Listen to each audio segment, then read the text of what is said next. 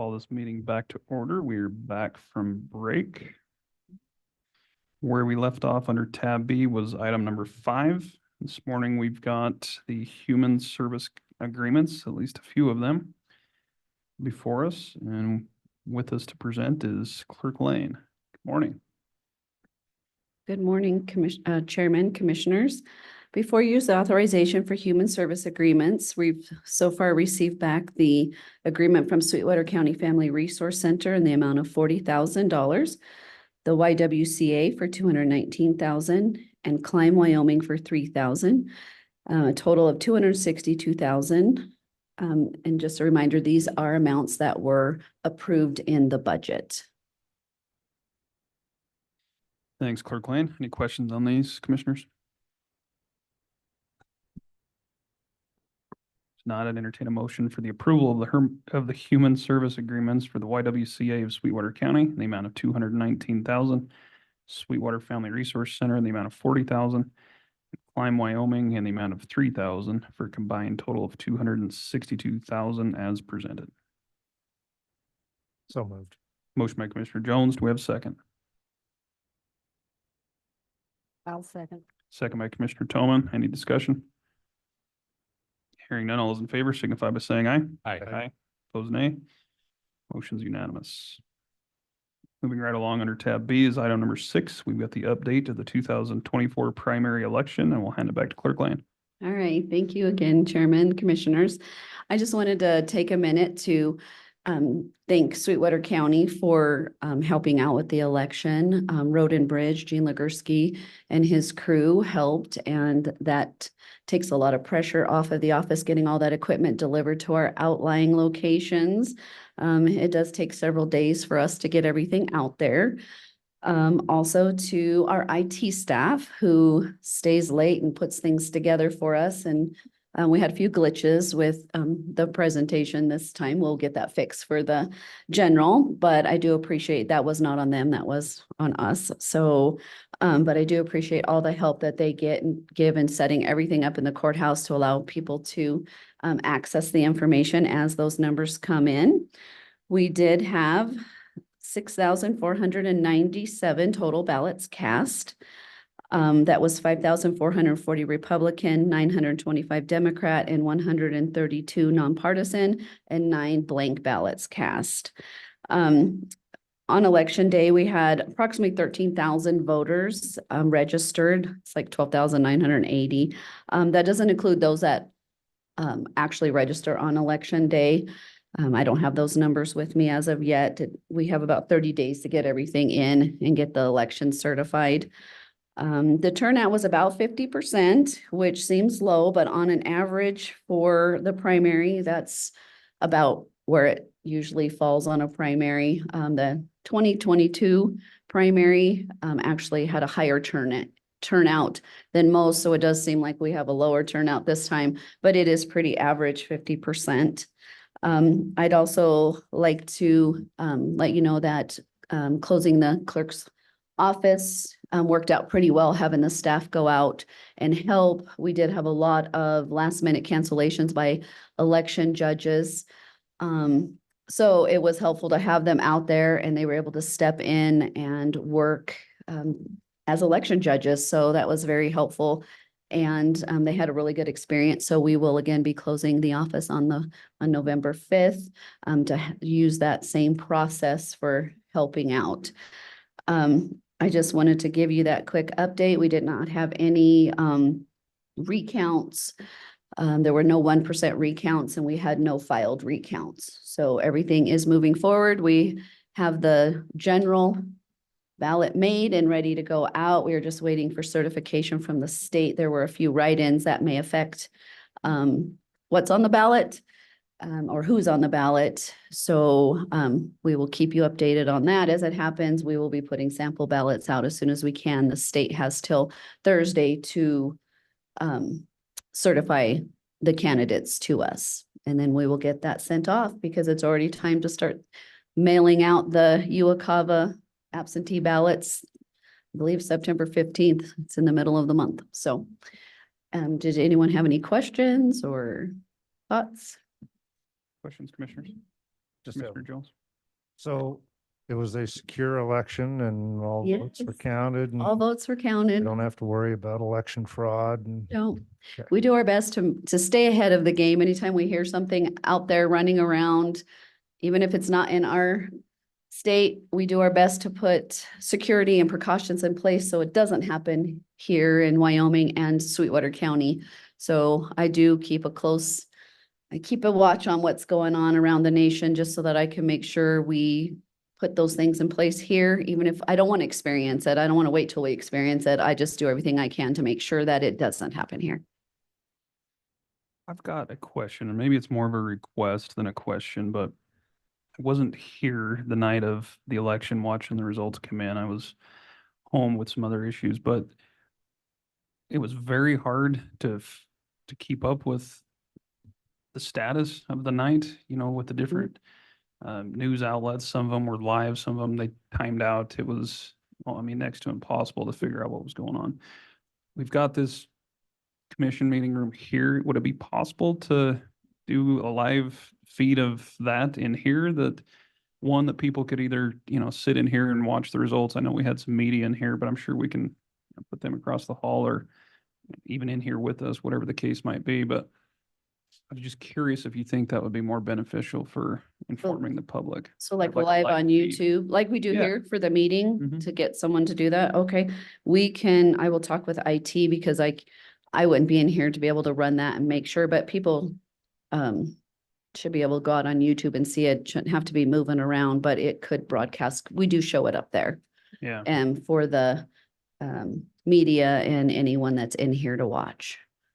So we do Yeah, have that. It seemed like there was delays, and I don't know if there's connectivity issues or whatever the case is. It's not a shot on media, but I just thought I wasn't the only one complaining, so we do Mhm. have the capability here. I know you've got enough going on that day, but I think IT has a heavy hand in that process, and Okay. if we can make that happen for I a better will- informed public, I thought it might be a good idea. Okay, that'd be great. I will get with IT on that. Any other questions, comments? Well, thank you for the update, and we'll look forward to November. Thank you. Thanks. I look forward to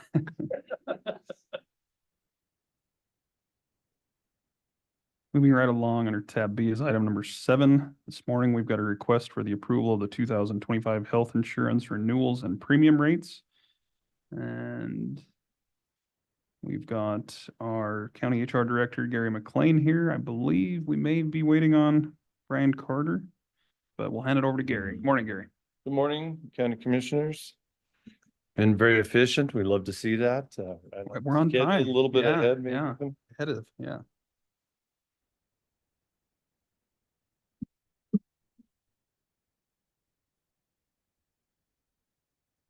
I'll get started a little bit while we're waiting for Brian.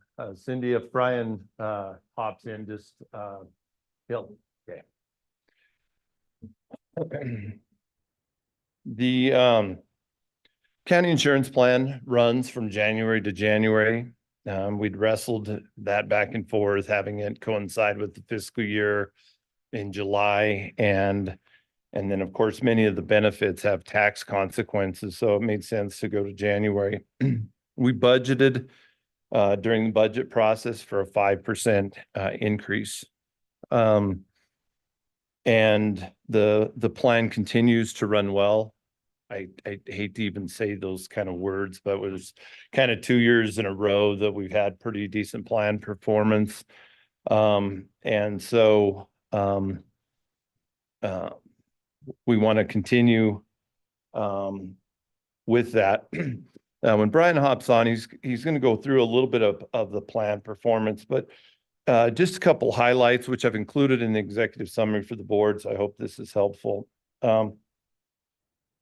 We're going to cover basically 5 things today that we need to address. One is plan performance. That's the basis of our decision making. The second is the renewal recommendations for this year. We'll need the board to sign those premium rates. If the board elects to do that, that will allow us to go forward and build the model and the enrollment information for employees. And then 3, we'll have a brief discussion about the third-party administrator or TPA. This is really for more for next year, planning ahead. And we'll have a brief discussion about that. And then the fourth item is a recommendation to move from individual AFLOC plans. We already have a group plan, and having individual plans or payroll deductions cause confusion both for employees and administration. So we'll have a brief recommendation for that. And then again, a reminder that open enrollment dates will be October 28th through November 8th. So make sure everybody gets them done. Stop in if you have some help, need some help. So couple things that we've really been working on, and especially since investment income is up. So one of the things that did not bode well for us is some years you'll have claims and you end up with a 12% increase, and then next year it's none. And it's really hard for people to budget. It's hard. So I had IMA go back and look at plan performance since we started over a 10-year period. And had we taken a 6% increase in that period, we would have ended up with a slightly positive balance in the insurance fund. Didn't mean to interrupt you, but Brian has joined us too. Great. Just so you know. Brian, how you doing? Are you on, Brian? Yes, on. Sorry about that. Very good. Well, we're just running through some introductions. I just ran through the items that we're going to cover in the meeting today, and I'm just going to talk about plan performance a little bit. So as we've talked about many times, the performance of our plan is really a function of large claims, of how many large claims you get and what the size of those large claims are. Our underlying health insurance utilization is very steady. It goes up slightly, but it's very, very steady. Not quite straight line, but almost. What determines the real expense and performance of the plan is, do you have 8 large claims or do you have 18 large claims, and how big are they? So for the last couple of years, we've done well in that regard. If we were this year at 88% loss ratio, that means the amount of money that we funded into the plan is more than what we're currently paying in claims.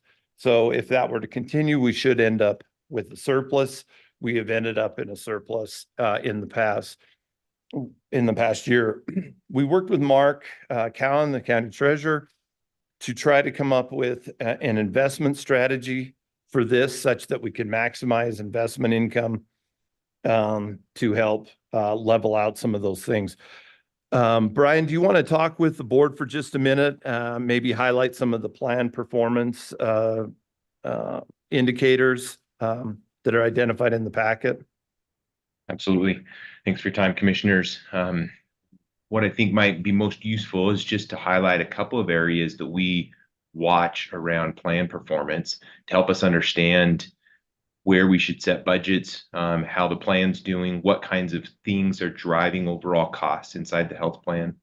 As I'm sure you're aware, healthcare costs increases are multiple times inflation every year. So healthcare inflation's just accelerating. The last 2 years have been 2 of the highest years from a healthcare inflation nationally that we've ever seen, not just specific to us or a region, but across the country, and maybe even slightly higher in the mountain region than some of the other parts of the country, in part because we've been playing catch up a little bit in that the coast seem to have had it hit sooner than we have here in the rest of the country.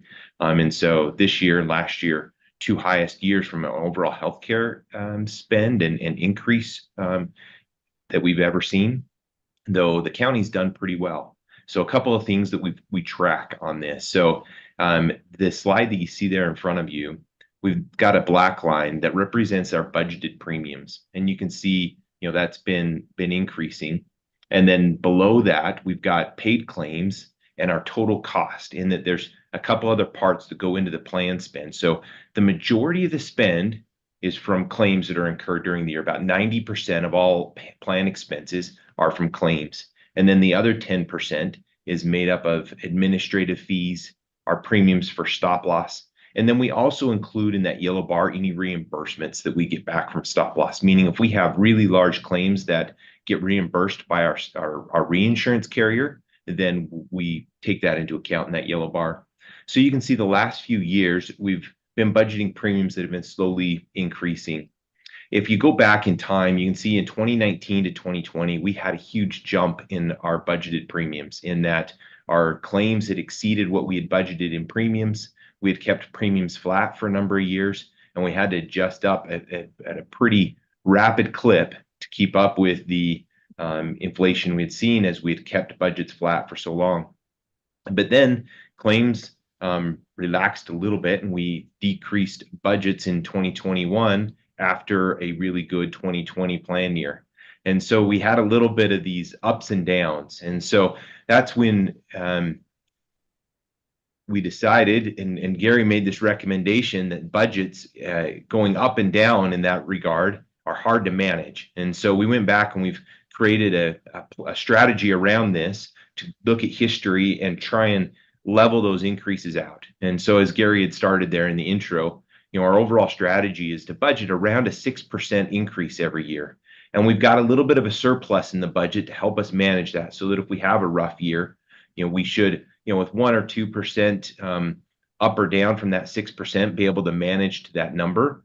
And then it flattens that increase so we don't see those spikes and dips that we were seeing before, but rather a more steady, around 6% every year increase. And so that's the reason for what we're recommending this year. As you can see, we budgeted $1,946 in premiums for the 2024 plan year, and we're running at $1,848 in total costs, which is where we end up at that 88.8% overall loss ratio for the last 12 months. Current year to date, we're at 95, but we're running better than our budget. Even though we're running better than budget, we know healthcare inflation, because it's high, we need to continue to keep pace with that. And so we budget that 5%, because we're running better than budget, we're going to come off of that recommended, 6% flat by 1% this year. But keep it, something that's fairly steady overall. A couple other numbers that I think might be notable is just overall enrollment in the plan and large claims. So I'm going to just touch on those two key points here. So over the past several years, I know the county and the other component units have taken some strides to try and reduce overall headcounts. We've had some of those early retirement programs. We hit a high watermark in 2020 of 470 employees on the plan, and it's been decreasing since. We're currently at 391 total employees on the plan and 483 dependents. So a total of 874 individuals on the plan, which is down about 180 from our high there of 1,045 in 2020. And then on large claims. So large claims are the primary driver between whether our plan runs well or whether we're having a rough year from an overall claims perspective. Back in 2020, we had 28 individuals with claims over 75,000, averaging $160,000 a piece for those 28 individuals. For the current year, and this is with claims data through July, we've had 9 individuals with claims over 75,000, averaging 136. And you look at that and you'd say, okay, well, are we on track to run better than we have in previous years? And a lot of times those large claims are those shock claims that it all happens at once, right? Somebody has a scary diagnosis that comes up and you see claims happen at a pretty rapid clip, a heart attack or something where they're in the hospital for an extended period of time. So they don't happen linearly, in that we don't expect that 136 to continue to grow for the remaining 5 months of the calendar year. And so we are running better from a large claims perspective right now than maybe last year or close to last year, but certainly better than that 21 and 22 plan years. Or it's going to be 2020 and 21 plan years. When we take out those large claims and look at everybody else, that's that blue line on this graph. So that blue line right now, underlying utilization. We'd expect that to be a slow increase each year, and that when you take out that volatile nature of large claims and look at everybody else, that's what you're seeing there on that blue line. And while COVID threw everybody a little bit for a loop there with the claims not happening in 2020 and then the catch up in 21 and 22, we saw that reverse in 23 with a dip. And now we're back kind of to that same trend that we were on previously. And then the very last thing I want to show you was just the current year spend and what that looks like. And then I think there's a couple of things that are notable. We track this on a monthly basis. So every month we have a budgeted premium based upon the number of individuals that are enrolled in the plan. So that number will ebb and flow. You know, as headcount increases, our budget will increase for healthcare. So right now for June, we had 775,000 budgeted in June in premiums, with 391 employees on there and 877 members.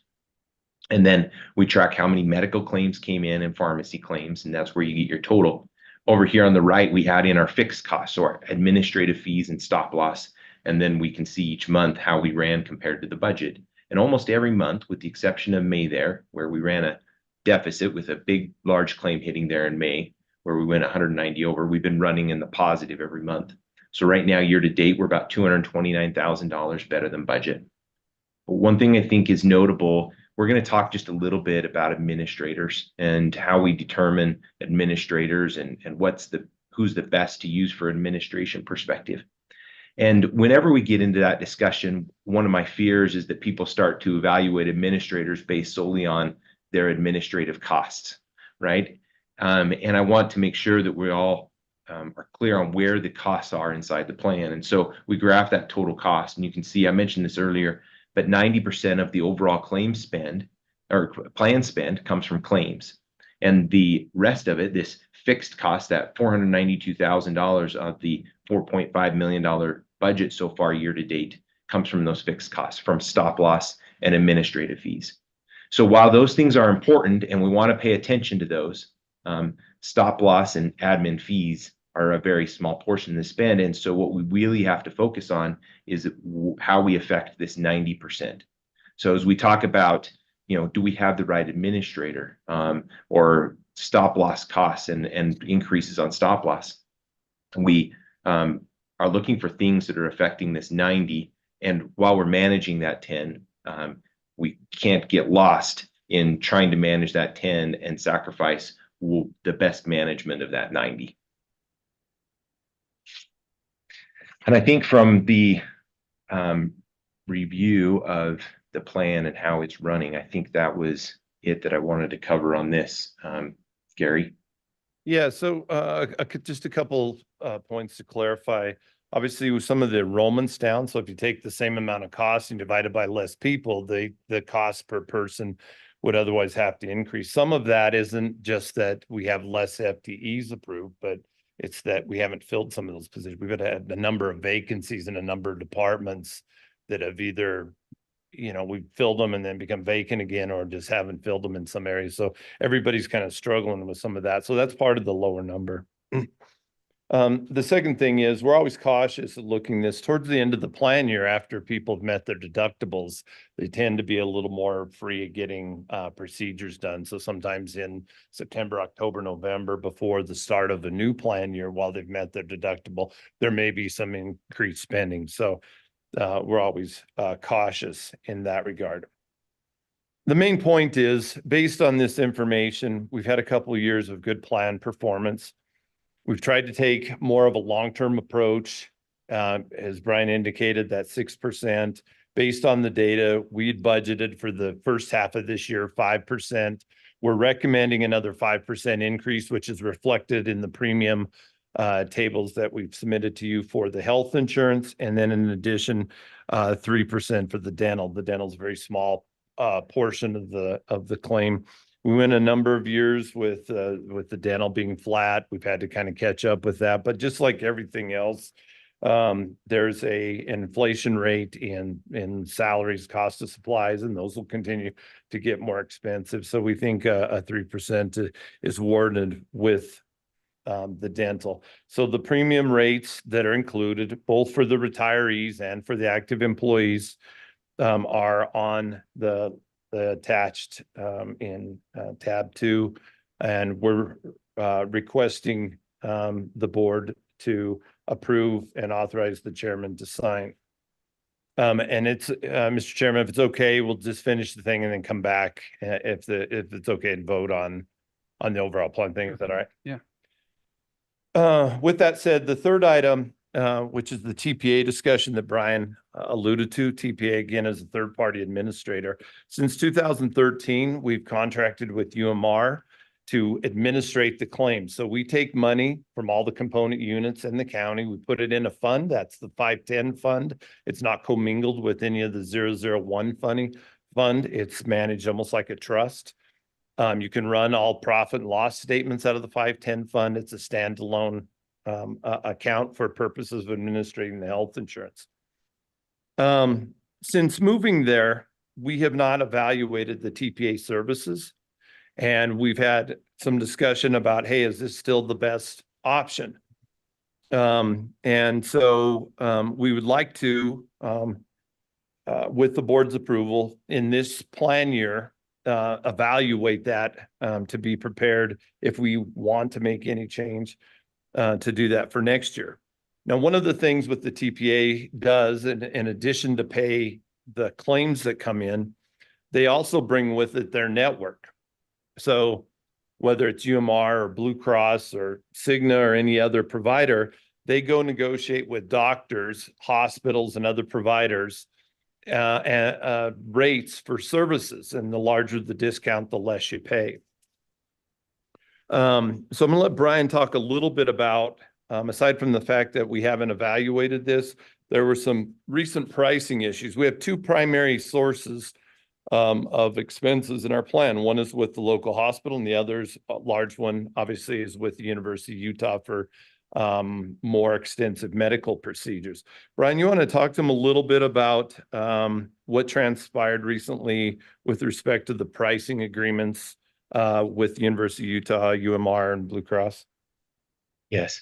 So the last few years has been pretty difficult for hospitals with healthcare cost increases, in that they've had huge staffing shortages. And so they've had to pay significantly more at hospitals for staff than they've ever had to in the past. And those rates have accelerated far more than you would have expected because of those shortages. So hospital negotiations have become very difficult, a really important part of what your administrator is doing on your behalf. UMR is owned by United Healthcare. So they're the third-party administrator that United Healthcare runs. United Healthcare is the largest insurance company in the country, but there are pockets in the country where United Healthcare hasn't been able to keep those costs at the level we would have wanted or hoped. Specifically in the Salt Lake market, where a significant portion of the care from the county goes for all of the what we call tertiary or quaternary services. So the more severe treatments will end up in hospitals in Salt Lake for the most part. And so your utilization at the University of Utah, that's actually the hospital that sees the most care from the county. But UMR, or United Healthcare, has contracted with additional hospital systems in the Salt Lake County area with the hope of being able to diversify their network and throw some of their weight around. United Healthcare thought, okay, let's add all of the hospitals to the same network.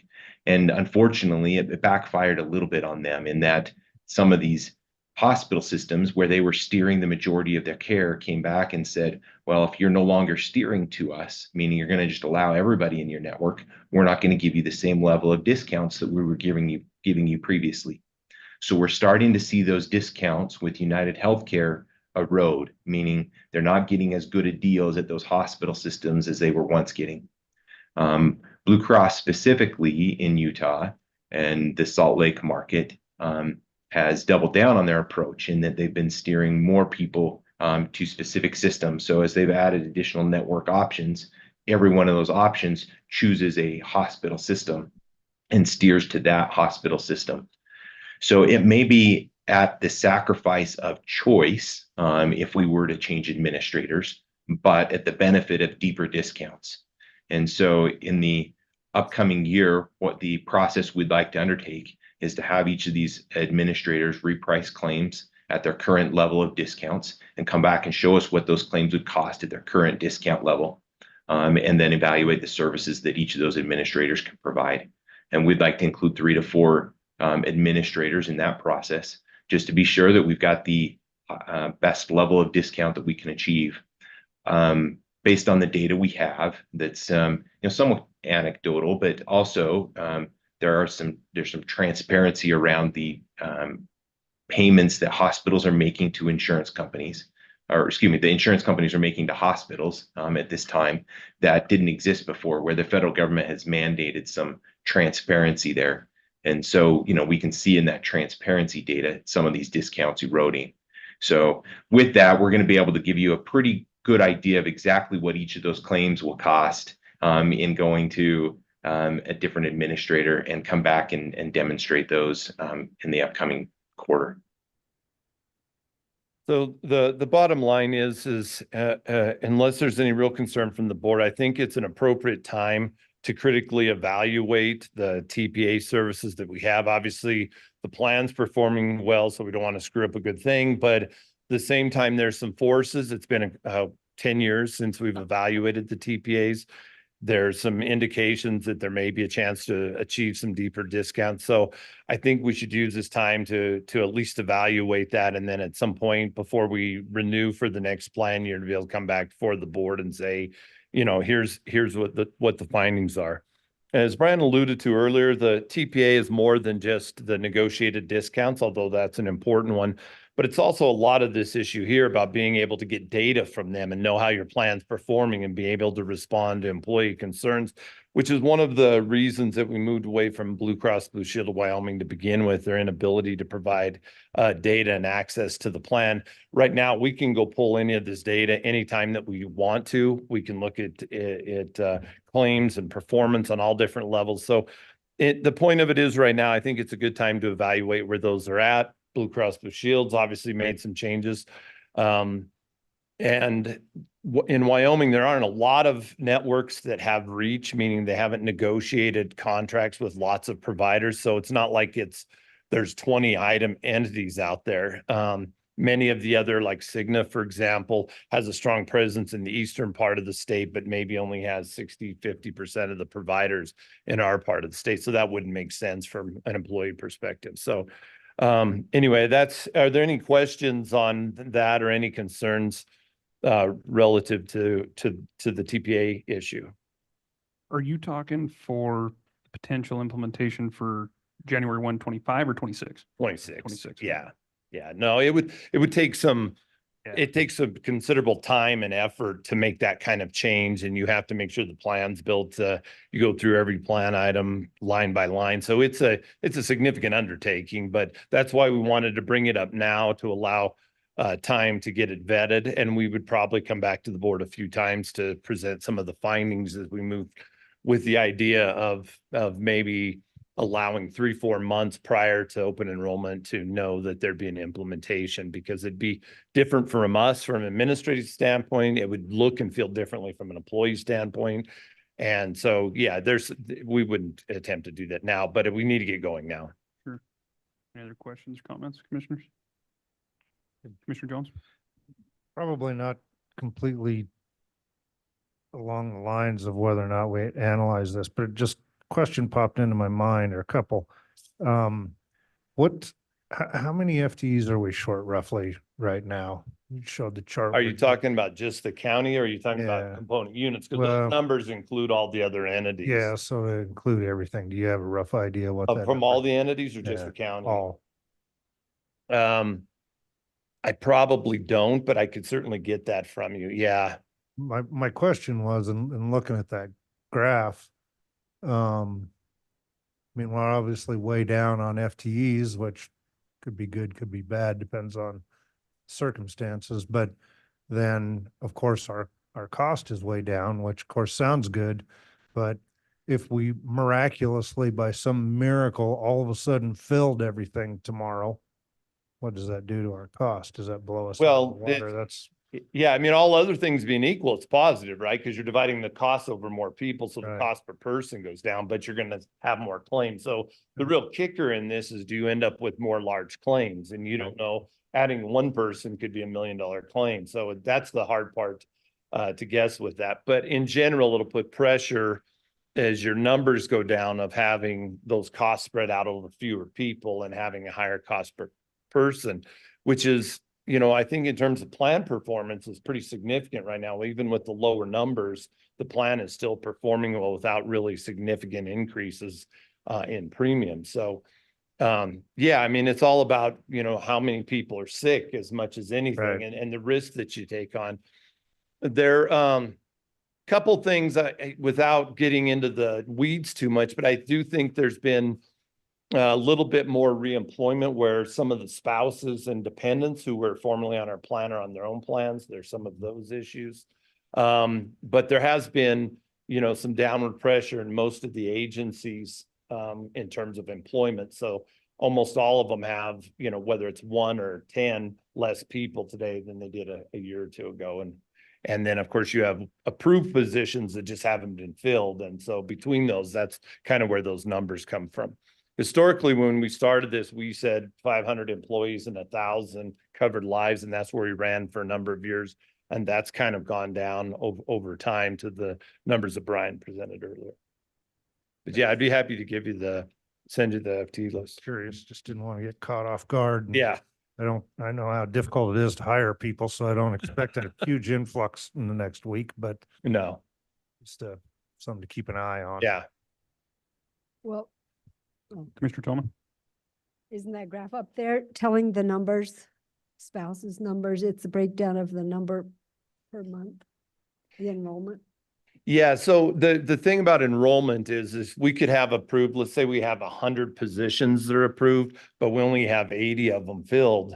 This would only show the 80. It doesn't show the fact that we could have 20 more is all the point I was trying to make. So this only shows that we have an actual enrollment number of 80, not that there's 20 more that could be filled in there. Commissioner Slaughter? Mr. Chairman, I think one thing that Gary has brought forth that I think makes a lot of sense, the TPA situation, I think it makes sense to evaluate at this point in time. I think we're always smart to do that. It's been a while, so I would be very supportive of that. I think it's excellent that you're doing that. Any other questions?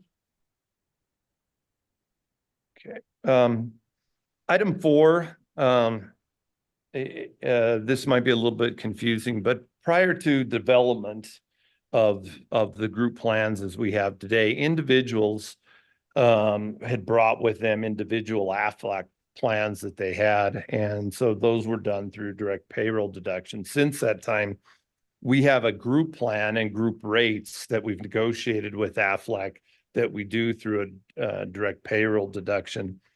What's happened over time is it's gotten very messy administratively.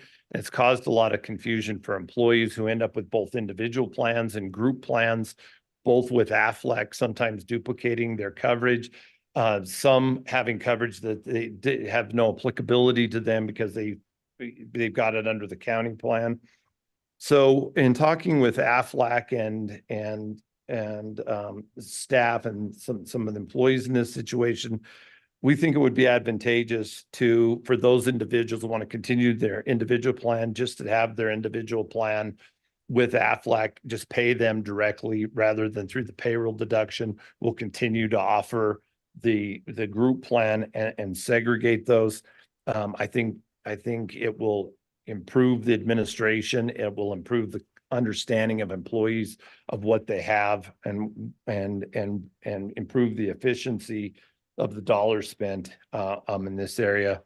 This duplicity of plans, we know why it got here, but it just doesn't really make any sense. But if employees choose to do it, fine. They can work directly with AFLAC to make their payments through a variety of electronic means, but their payment through the county would be for the county's group plan with Aflac, and that would be something we'd do as part of this open enrollment if the board's amenable to doing that. Any discussions on that issue? Questions or comments, commissioners? Just one question, Mr. Yeah. Chairman. How many employees do we have that actually have the individual Aflac plans currently, Gary? About 70. Oh, so there are more than. Yeah, and that was first, employees before we had Aflac as group plan, people had had their own coverage to begin with. And so, and then when we got the group plan, and then you could see having group plan and coverages and premiums, then have individual premiums, personal plans, and then it's just kind of been a disaster. The billing's wrong every month. We just kind of continuously, and then when you review the coverage, you find employees have coverage on both sides of that, probably not being entirely clear that you've got the group coverage and the other coverage. So we're going to, try to get that. It makes no sense in most cases for that sort of redundancy. So I think it's an important thing to improve the efficiency and to improve the administration. It's not it shouldn't impact anything. If there's an impact for an employee, just mean that the check that came from here comes from you if you really want an separate individual plan. But we've got a robust group plan with Aflac. So.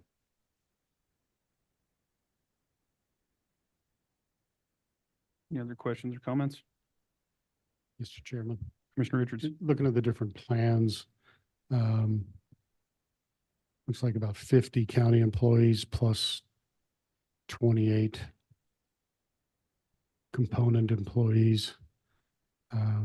23 of those are on a traditional cancer plan, and it doesn't look like we offer that. Is that something that we could put into our package for those that, for the most part, it looks like it is duplications of Yeah. plans we already have, but other than that one, I mean, having Yeah, I'm experienced that, that's a good Yeah, I'm sure policy I'm to- sure we can. Yeah, policy to have. I'm sure I'd be happy to ask him about that option. Okay.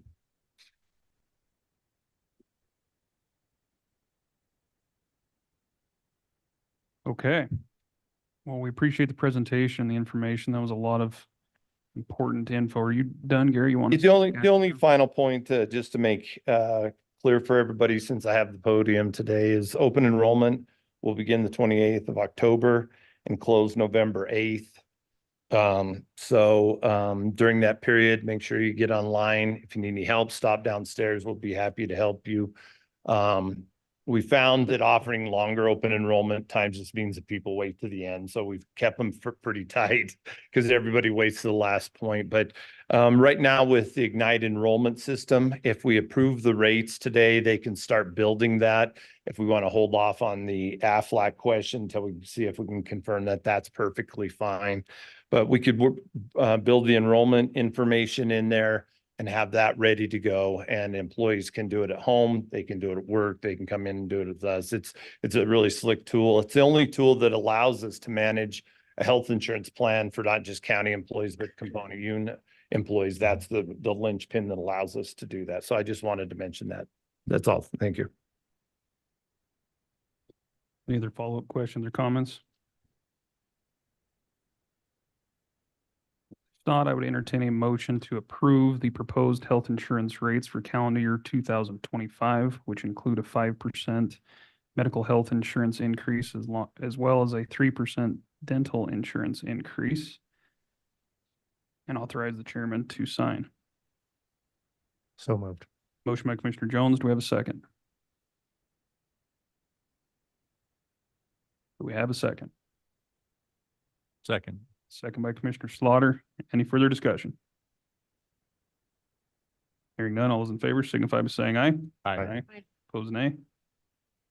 Motion's unanimous. I assume you probably want us to take action to authorize evaluating the TPA, or can we just give you our blessing with that?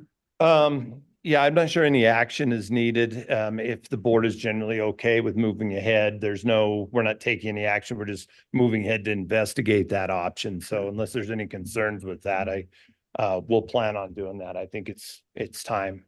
Yeah, everyone good with that? seems like. And then what's your pleasure, commissioners, in regards to Aflac? Do you want to move forward with that recommendation or wait until we further evaluate the addition of what it looks like with the cancer plan, Commissioner? Mr. Chairman, I think I'm comfortable moving forward right now. We're not talking a huge portion and those members can still get that coverage individually on their own. So I think it's something worth investigating for the future, but I think I'm comfortable moving forward now. Okay. I have a question though. Is critical care, doesn't that cover cancer anyway?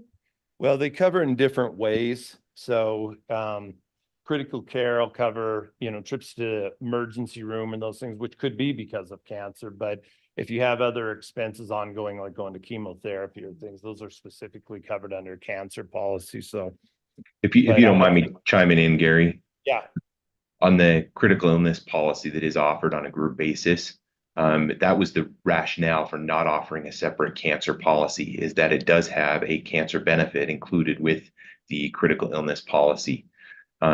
Cancer policies were really, really common previously, but most insurance companies are phasing those out in favor of critical illness policies that include cancer as one of the covered illnesses. So there'll be 6 critical illnesses that'll be covered as part of that policy.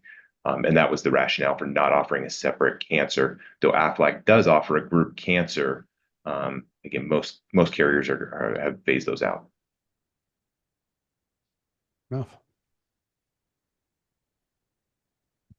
Okay, I'd entertain a motion to forego and eliminate offering employee individual plans as a county direct payroll deduction, understanding that employees may continue those plans on their own as far as direct payment goes, while noting that the Aflac group plans will remain unchanged. So moved. Motion by Commissioner Tillman, we have a second. Second. Second by Commissioner Jones. Any further discussion?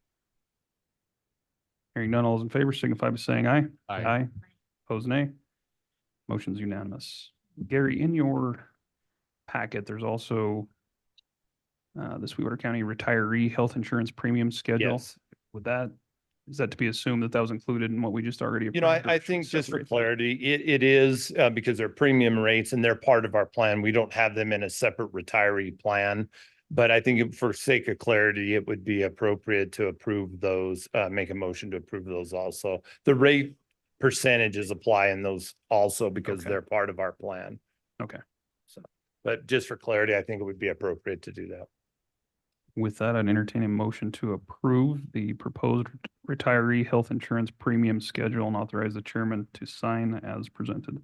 So moved. Motion by Commissioner Slaughter. Do we have a second? I was, Second. Second by Commissioner Jones. Any further discussion? Hearing none, all those in favor signify by saying aye. Aye. Opposed, nay. Motion's unanimous. Thank you, Mr. Chairman, County Commissioners. Thanks. Thank for you, your Gary. patience. Appreciate the information and the background. That was very beneficial, and we'll look forward Thanks, to what the TPA brings forth. Yep. Thanks, Brian. Appreciate you joining us. Thanks, gentlemen.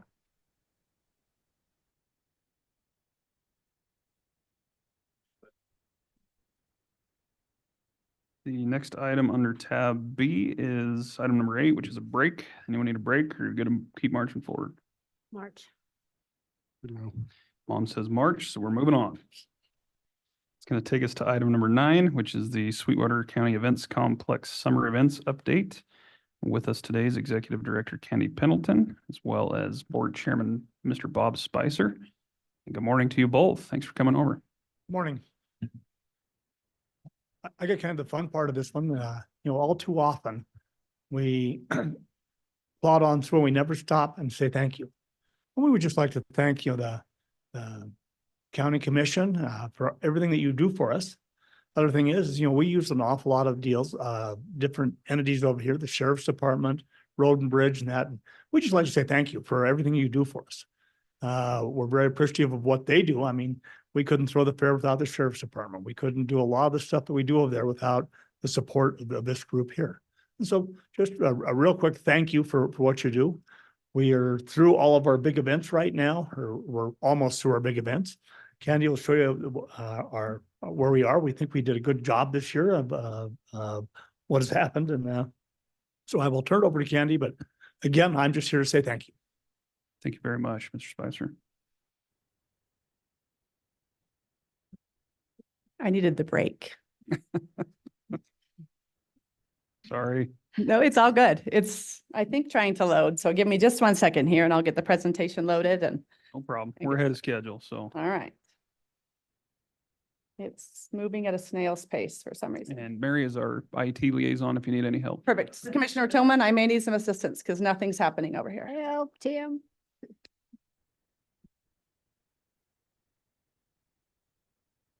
Well, I was waiting for the results. So Mike down in IT gave me a really fast update on all of the cybersecurity methods that the county is involved in and how many hits that we get. It was quite interesting. So thank you, Mike from IT.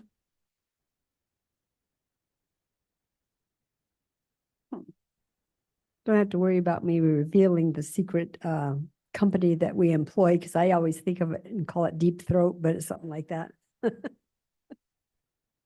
Anytime you're ready to start. the presentation, Candy.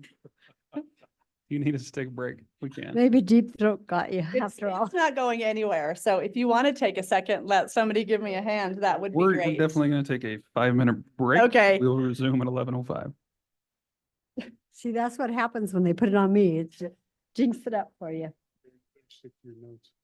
Hi. Well, it's just not, hang on. I accepted the little thing that it told me to accept. It's just not going. Oh, no. You gotta give me credit though for catching that cancer thing. Yes. Legacy, is that what we want?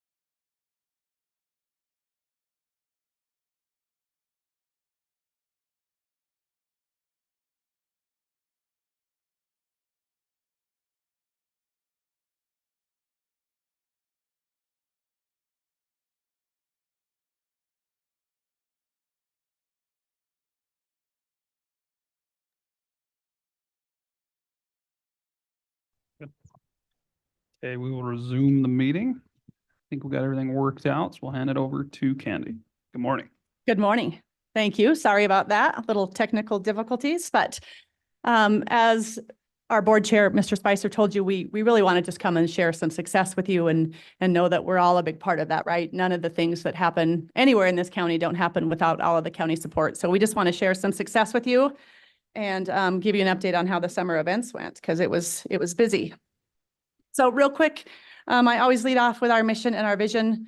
So our mission is to provide and manage a wide range of quality year-round recreational facilities, services, and programs which enhance the quality of life and economic opportunities for the residents, businesses, and visitors of Sweetwater County. I think when we get to the end of the presentation, you'll see that I think we're successful in that this summer for sure. And our vision is to ensure a vibrant, well-maintained facility that offers space for social interaction, embracing change, celebrating people, and enjoying life. Guiding principles, again, I put these up here every time, but I also do this with my board and our staff just to make sure we're all on the same page with where we're going. So really committed to public benefit. We want the things that we do to have an impact on Sweetwater County, whether that's them coming out to enjoy the facilities that we have or bringing economic diversity. That's all part of that public benefit. We strive really hard to keep our facilities up, owned by the county, obviously, but we're in charge of maintaining and improving those. So that's something that we really work hard on. We support local. We buy local whenever we can. We enjoy Sweetwater County and everything it has to offer. Huge on, when you come to the events complex, we don't care if you're there for a wedding or to pitch horseshoes or to go to the horse races. We want you to have a great time when you're out there. So if you have an event at our facility, we do everything we can to make sure that that's successful and that you as a guest have a good experience. And then, of course, we want to be an economic driver. So this summer was crazy busy, and I know you all came out and enjoyed some of the festivities we had. So the 5 main events that we had this summer included the Escapade RV Rally, National High School Finals Rodeo, the fair, of course, Royal Crown, and then Sweetwater Downs horse racing, which is still happening. And just to give you a little background on the numbers that you're going to see, we always use Wyoming Tourism's numbers to figure out what the day rates are, what people spend when they're in Sweetwater County. So this is a page from the Wyoming Tourism Handbook from 2023, just so there's no question as to where we're getting our numbers from. So this is specific to Sweetwater County. It shows that the visitors in 2023 and what they spent. So some of the people that come to our facility obviously use the campground. Some of the people stay with friends. Some of the people stay in hotels. You name it, they're utilizing those facilities. So we use the all overnight number. And because we typically don't know how many people are in a trailer, we use the party figure. So we use $225 per night for most of our numbers, and you'll see that changes on one of ours, but I'll call that out to you. So if you ever want to look at those numbers, they're on the Wyoming Tourism page, and it's really interesting information based by county and state, but I think their research is very valid. So the first event we had was the 63rd Escapade Rally, Escapees RV Club. They had a great time. The weather threw everything it could at them when they were here in June, as Wyoming does a great job of doing. So they got to see all of the variety of things that Wyoming has to offer. And I think all of these groups, for the most part, come to have a great time, right? That's the goal. They're doing seminars and they're meeting up with friends, but they're also here because they're on vacation and they want to have a great time. So we just have great facilities and a great location to be able to do that. Our facilities, of course, lend themselves well because there's lots of activities and stuff to do right on the grounds, but Sweetwater County is just an awesome place if you want to come and have a good time outdoors. So the numbers for the RV Rally break down like this. It's a return event for us, which is a really cool thing that I want to point out. Every single RV Rally that we've had on the grounds has booked a second time. And we're in conversations for them to book long-term. So when we first started looking at RV rallies, the conversation was, well, yeah, but they're going to come once, right? And then they're not going to come back again because they want to go other locations. But that's not entirely true. Most of these RV rallies have 40% of their membership is new each year. So even if they wait every 3 years, they've turned over most of their membership. And so it's a new group coming in to visit. So I think we'll be able to see the impacts that has, and we'll be able to get those clubs back on a rotation anywhere between 3 and 5 years. So this was a return event from 2021. Volunteers and staff began arriving in May, so they were on site for a full month before the rally started. Pre-rally began on June 13th. The rally was June 16th through the 21st, and then we let them stay through the 4th of July, encourage them to stay through the 4th of July. 429 units, which is very typical for them when they were here in 2021, about the same numbers. 3,819 rally nights and 121 stay and play nights.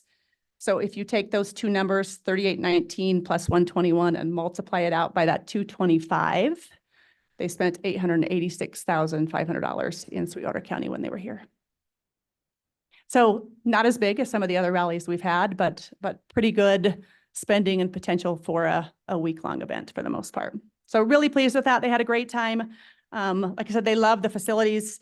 This year back was new for them with the Spicer Pavilion, and they just did a ton of activities up there. I think that's really going to be valuable for us when we're soliciting and now trying to get people to come. They can see the potential in those spaces. The next event that we hosted was the National High School Finals Rodeo, and I know all of you were out there at least the one night for the Governor's Night, and we appreciate that. A couple of things that I want to point out. I know that you know this, but National High School has a shooting sports component, and two of the locations that don't get enough credit when we talk about the National High School Finals Rodeo is the Sweetwater County Trap Club and the Green River Shooting Range. So I wanted to make sure and give a shout out to those people. We honestly make the connection between National High School and who those folks are at those organizations, and then they completely take over and run those events. So the Sweetwater County Trap Club, we worked with Chris, just did a fantastic job. We don't have to be on site. They handle it from start to finish, and we so much appreciate that. So I want to give a shout out to Sweetwater County Parks and Recreation and Gene Legursky and his people there. And then Green River does the same thing at the shooting range here with the long rifle competition. They just do a fantastic job taking over that event and running it. And of course, we have the rodeo events and activities that happened outside of there. So 2024 National High School Finals was record-breaking in every single sense. So these slides are actually from the NHSRA, that 1,829 contestants, almost 2,500 contestant entries. We had 2,250 stalls on the grounds. For those of you that helped with check-in, you know that meant we had 2,250 horses that we had to check in with health certificates and all that good stuff. 52 states, provinces, and countries. The slide on the left doesn't really have a lot to do with us. That's really National High School, other than we host the event, but I think it's really cool. And the biggest part of that is the scholarship money. So $365,000 in scholarship money just for this year. On our side of things, I wanted to call out some of our local kids that did really well. So we had 3 local kids that did fantastic. And 2 of those people were from Farson Eden, which I think is incredible when you think about the size of Farson Eden and the school that they have. So Connor Weiss is that first picture. He's a steer wrestler from Farson Eden. Did a super great job in the first round. I think he ended up 3rd in the steer wrestling. Didn't do as great in the second round, but still deserves our accolades. He did a great job. Morgan Watts is the next one from Farson Eden High School. She was a goat tire, made it to the final round at the high school finals. And then Jacob Cook in the bareback riding from Green River. So that just made it super fun for those of you that came to the finals to have some local people in there competing. So top 15 make it back. So those people were top 15 in the country. Pretty impressive. And then for us, this is where the number changes a little bit. Use that same information that I mentioned to you from Wyoming Tourism, but because we have visitor day numbers and we know actually how many people are on the grounds, we use a little bit different calculations. So for the National High School Finals Rodeo, I used 2 different calculations just because I wanted to see what the differences would be. So in 2012, we actually paid to have an economic impact study done. And in 2012, that study came back at $7.5 million. We have not done another study since then. So I just took that number in calculation number 1, multiplied it out times 37% inflation, which is insane. But that's what they say, 37% inflation since 2012. So that's an increase of 2.7 million. There's a 24% increase in participation. When we first started in 2012, we were getting 1,400 and some contestants. Now we're over 1,800 contestants. So 24% increase in participation is 1.8 million. So that first calculation gives us an impact of 12.1 million. Just for kicks and giggles, I did a second calculation. In 2012, we had 84,000 visitor days. Again, all we needed to do on that one was the increase in participation. So with 24% more people coming, you would assume that's 20,000 more visitor days. multiplied by the $107 per person is $11.1 million, almost 11.2 million. So roughly $11 to $12 million in impact for the 10 days that the National High School Finals was here. Hard to beat that. Incredible. Yeah, it's hard to beat that. And I think if you went anywhere in town, anywhere in Rock Springs, certainly in Green River during the shooting sports events, you could not help but notice that there was stuff going on. It was busy. So hopefully our stores, our restaurants, our gas stations all saw some great impacts. Then we moved right into fair, which was also, I have to say, and I wish there's not wood anywhere, but we had 5 solid days of good weather, which never, ever happens. So it was just magical. We just had a great time during fair. The weather was perfect. The activities were great, 4-H and FFA. I will say the 4-H program was strong this year, and I'm sad to see that that's going to change, but I hope we're going in the right direction. So 4-H and FFA activities, we were completely sold out again on vendor and concession booths. We didn't have a single spot to put people in. The family entertainment, the carnival, the concerts, the fireworks, we thought it was all solid entertainment. So economic impact for this event, we use a little bit different figure. There's a couple of agencies in the International Association of Fairs that have done impact studies, so they have fair specific numbers. I don't think there's an argument that the fair is more expensive than it was in the past, right? It costs a little bit to get in, it costs a little bit to eat, it costs if you want to have a beer, it costs if you want to do all these extra activities. So we use those same fair numbers. So $2 million in resident spending, 1.3, almost 1.4 million in visitor spending. The youth livestock auction was just short of $600,000 this year. And we did not have a huge number of animals go through that sale, but the impact was phenomenal. So hats off to Sweetwater County and the surrounding areas on what they spend at the livestock auction. Almost 20% of the attendees come from out of county, which that's stayed pretty solid the last couple of years. We're right around 20% typically. So $4 million is the estimated impact of Wyoming's Big Show, the Sweetwater County Fair.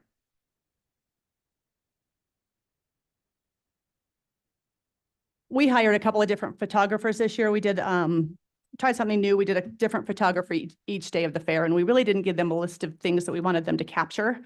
You know, typically you give them a list of, hey, we want some fireworks shots and some carnival and some livestock. And we just said, hey, you're the photographer, take your eye out there and get us some cool shots. And they really did get some great shots for us. But I think one of the things that we really noticed is the difference in age gap, right? From tiny kids all the way up to older people and people my age, and just lots of different activities and things that you could do. So I think we did see a great variety with something for everybody and fun for all ages.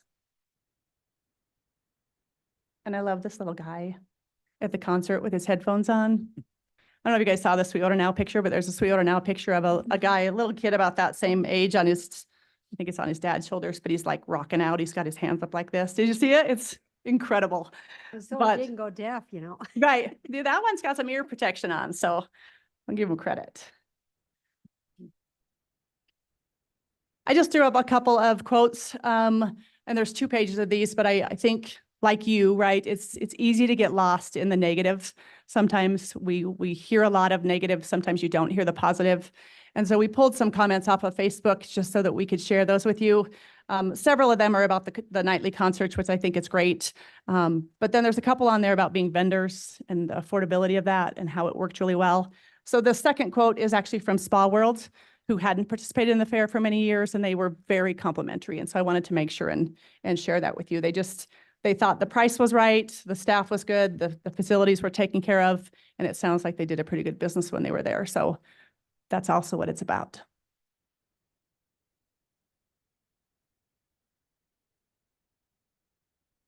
And then one more page of compliments. And these I thought were really cool. Seeing so many smiling kids, parents, grandparents, and everyone having so much fun. I think that goes back to that, you know, we have something for all ages. And then if you didn't go to the silent disco, you missed out. Seriously, I will say that over and over again. If you did not go to the silent disco, they're coming back next year and you have got to stick around to go to silent disco. So I know Commissioner Richards went. Anybody else go to the silent disco? All right, I'm putting you all on record right now that next year you have to stay till 8:30. It starts at 8:30, so you don't even have to stay terribly late. For those of you that are like me and like to be in bed by 9, but It was up in the Spicer Pavilion, which was incredible. The lighting and the setup was fantastic, but you put on these headphones and there are 3 separate DJs playing 3 completely different kinds of music, right? So you might be listening, seriously, might be listening to Willie Nelson on one side and Dr. Dre on the other side. I mean, it's, you name it, but everybody's sort of dancing to their own DJ and having a great time up there. And it was fantastic. You have to try it. So put it on your list for next year to try the silent disco. Lots of great comments about that. The comment is in green. It's actually from Daryl Roethlisberger, who was the 4-H educator. And I just thought it was a really nice comment. So just an incredible staff. Everything was the best he's ever been around in 25 years of extension work. And every single time I walked into the barn, he told me that. He talked about the crew and the people and how fantastic it was. And so I wanted to make sure that we mentioned that. And then, of course, the concerts. Mr. Spicer mentioned this in the thank you, but we couldn't do any of these things without community support. And we talk about our sponsors quite a bit, right? Our local community that comes in and gives us money to help promote this. What we don't talk about are those people that work lots of hours and don't get to take vacations and come hang out with us. So Rock Springs PD and the Sheriff's Office, incredible to work with. The difference in the last 5-6 years and how they partner up and how that has worked has been phenomenal. And I will say they are just fantastic. So hats off to both Rock Springs PD and the Sheriff's Office. They do a great job. Rock Springs Fire Department is out. Sweetwater County Fire District comes out. Highway Patrol, you name it, they're on site. And it's just really cool. So most of these pictures are during Kids Day. If you're not out on Wednesday for Kids Day, it's a really cool, fun event. And then the day after fair, we start Royal Crown. This is actually the only event that we saw some decrease in this year. And I'll talk about that a little bit, but we run into 2 weeks of barrel racing, team roping, and breakaway roping. They pay out almost $2 million in the 2 weeks that they're there, which is why I think there's a decrease in people, which doesn't make a lot of sense if you think about it that way. But it is like the top of the world people coming to compete. So it is not John Smith that has the horse down the street that's trying to get into team roping anymore. It is world champion people that you see there. So they're sort of leaning towards that market, right? They're bringing in trainers and owners and ranches that really want to showcase their horses. And it's been pretty incredible. So the numbers still are fantastic, and we will take those every day of the week. To bring in $420,000 in the 2 weeks is also pretty impressive. So stalls are the big thing there, dry camping nights, horse trailers, you name it. But it's just a really incredible horse event. And for the equine industry, I think it's putting us on the map. And horse racing is going on right now. If you haven't been out yet, horse racing started the middle of August and runs through the end of September. They've done some great improvements down there. We've done some great improvements. You guys have helped fund some great improvements down there, and you can't help but miss those things when you show up. So historic horse racing revenues, I said to you last year, I think at some point this has to sort of balance out and stop growing, but we have not seen that yet. So we were at a 24% increase last year. We're at a 16.5% increase this year. So those first figures on 2024 are just for the first half of the year. So almost $750,000 to Sweetwater County just in the first 6 months of historic horse racing. The majority of that is also going to Rock Springs because they have more facilities than Green River does, but a pretty impressive figure. So I hope it doesn't stop growing. I hope it keeps going like it is, but at some point you would think that would stop growing like that. So, but anyway, those numbers, if for those of you that don't know, I know the commission knows, I know I preach this all the time, but that's a check directly back into your budget, which is a nice deal. And then we get 30% of that number to do capital improvements. Thank you, commissioners, for that. I believe this is the last year of that MOU, but a big chunk of that money this year was used to do the race office, which we got to enjoy during the governor's reception. That's going to be a huge venue for us moving forward. About a $500,000 building sitting down there that did not cost us even a quarter of that with the partnerships. So between Sweetwater County and the commission and the events complex's labor and Wyoming Horse Racing, we really were able to put that together. And I think that's just a glimpse of what we could see down there if we keep partnering that way. You know, I mean, I have grand visions, I know you do too, of, you know, making that space something that people can talk about and some people can enjoy. And when they come out for the Red Desert, there'd be some nice, great, ticketing booth and entry system and maybe backs on the bleachers so that you don't have to sit there and feel like you're 100 when you leave. Different things like that would be nice. So those 5 events this summer, economic impact for the 2024 summer regional national events, $18.5 million. And that was from middle of June through horse racing, so middle of June through September. And that's only those 5 events. That doesn't include the motorsports activities that happen, the other little things that go on out there, but we're proud of that number. You should be proud of that number. It takes a team to get us here. And I think if we can keep doing those things to help diversify our economy, I think that will be to the benefit of all of us. So again, just wanted to say thank you. Thank you to the commission. Thank you to the taxpayers. Thank you to everybody in Sweetwater County for coming out and supporting and being part of this. It really does take every single one of us to pull these off. And any questions?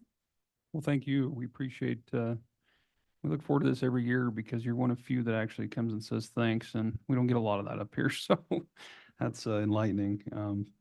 Pretty incredible numbers when you look at that. And I'm amazed each year when you present those, but I think and your crew of, what is it, around 11 staff There's members? 16. 16, There's, okay. it's an army of us. Still Commissioner. incredible at that, to be able to put on that amount of events back to back to back like that and basically sacrifice your time all summer to make it happen for the benefit of Sweetwater. 18.5 million is an incredible amount of money. So kudos to you all for all the great things you do, and certainly look forward to the master plan next month.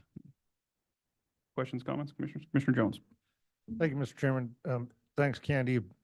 I've been a supporter of the events complex for quite a while, so my compliments may be a little bit shallow, but I think one of the biggest compliment that you'll ever receive is when somebody wants to come back repeatedly. You can get people here once, but if they won't come back year after year, then that tells you something. But when they do come back year after year, it tells you a whole different story. So hats off to you for that, for bringing people back. The other thing, I talked to one of the folks at Old Chicago for the week of National High School Finals Rodeo. They set a record at Old Chicago for all of their restaurants anywhere. In fact, they have a high-end restaurant in Vegas that couldn't touch what they turned here. So if anybody questions the economic impact of Sweetwater County, it's certainly there. Thank you. Other questions or comments, Commissioners? Thanks again for coming over. We appreciate that and all the good things you guys continue to do. Thank you. Look forward Appreciate to continuing on. Thanks, Mr. Spicer. That is going to bring us to our last item under tab B this morning, Commissioners, which is the discussion of the Rock Springs Resource Management Plan, RMP, Federal Environmental Impact Statement protest. We've got Land Use Director Eric Bingham with us here this morning as he gets hooked up with some IT.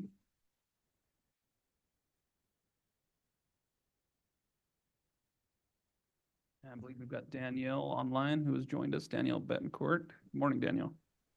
Hi, good morning. We'll hand it over to you, Eric. Thank you, Mr. Chairman. So as we all are aware, the Rock Springs Resource Management Plan, the FEIS, has been released, and we have until the 23rd of September to file a protest. So I have been meeting, and as you stated, Mr. Chairman, we have the team here, which is Danielle Betancourt, and then we have John DeLeon and myself that have been working on potential protest items as we move forward, and just wanted to bring those up with you. I do have a presentation, if we could pull that up, Cindy.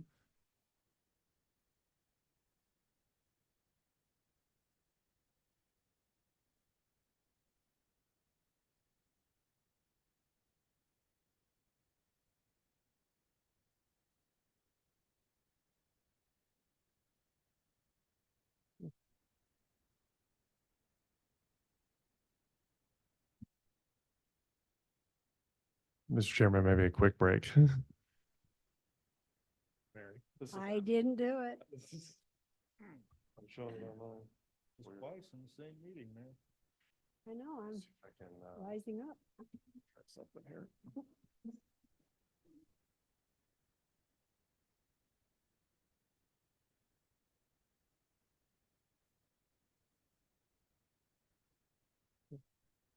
I did this in Wednesday.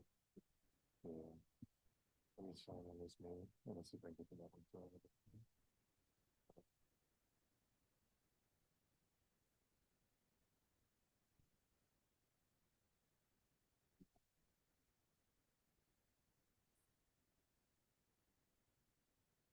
It did. It's just showing my monitor. And it's not showing. No, it's gonna be the same thing. Let's do it. Oh. I'll try.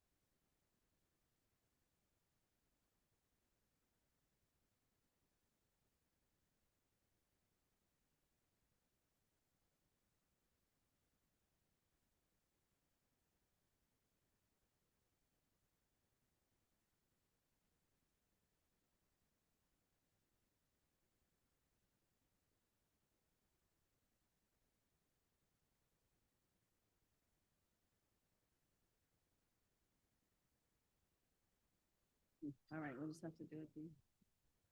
Yeah, because isn't it like a button you can hit that moves it from the display?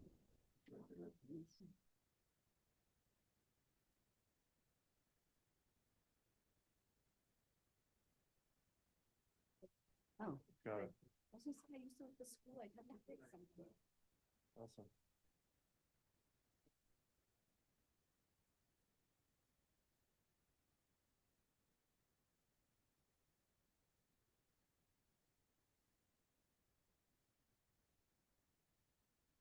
All right. There we go, Mr. Chairman. Apologize for that. Not your fault. We are going to address that. Don't worry. Okay. Okay.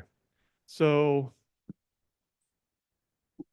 we have gone through the resource management plan and just identified some of the things, some of the comments that were addressed by the Bureau of Land Management in their FEIS and some of the items that we still have concerns with.